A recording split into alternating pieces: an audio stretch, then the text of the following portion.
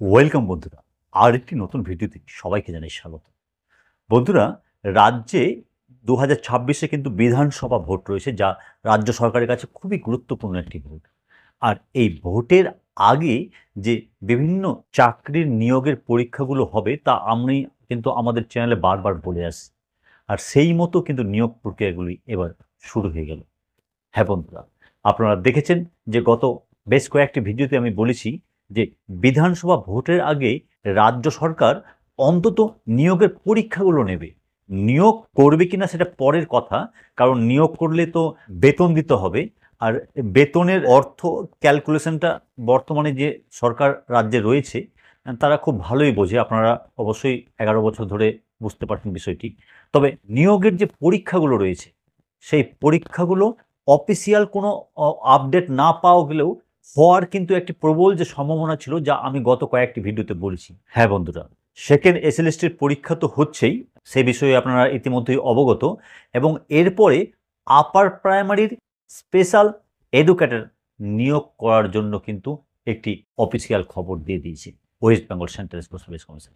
হ্যাঁ বন্ধুরা, আগামী 31শে আগস্ট কিন্তু এই সংক্রান্ত নোটিফিকেশন আসতে চলেছে, যার ফর্ম ফিল আপ হবে 1 সেপ্টেম্বর থেকে 24শে সেপ্টেম্বর। 1941টি ভ্যাকেন্সি কিন্তু রয়েছে।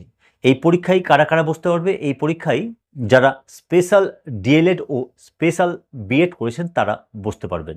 নিয়োগ হবে মূলত সেকেন্ডারি ও হায়ার সেকেন্ডারি বিদ্যালয়গুলিতে।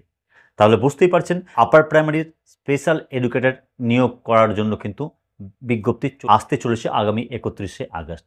এবং আমার যা মনে হয় যে প্রাইমারি টেট পরীক্ষা ও আপার প্রাইমারির সবার জন্য টেট পরীক্ষাও কিন্তু ভোটের আগে হওয়ার একটি প্রবল সম্ভাবনা রয়েছে।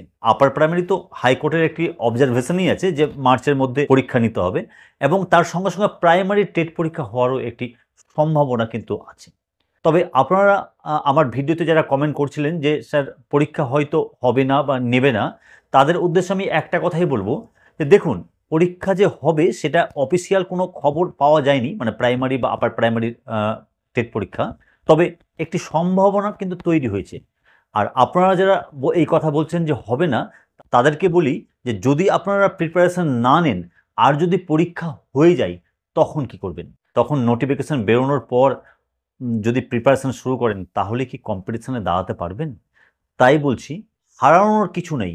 আপনারা এখন থেকেই প্রস্তুতি নিন। আপনাদের যদি পরীক্ষা হয় তাহলে অবশ্যই আপনারা লাভবান হবে, নতুবা সেই প্রিপারেশনটা পরবর্তী ক্ষেত্রে কিন্তু কাজে লাগবে। তাই আমি আমাদের এই চ্যানেল থেকে সবসময় পজিটিভ কথাই বলি এবং আগামীতেও বলবো। আপনারা যারা ডিমোটিভেট হয়ে আছেন তাদের উদ্দেশ্যে আমি একটা কথাই বলবো যে রাজ্যের যেহেতু সবচেয়ে গুরুত্বপূর্ণ ইলেকশন 2026 রয়েছে, তাই তার আগে কিন্তু নিয়োগের সঙ্গে সঙ্গে পরীক্ষাগুলোও যে নেবে সেটা কিন্তু প্রায় শুরু হয়ে গেছে।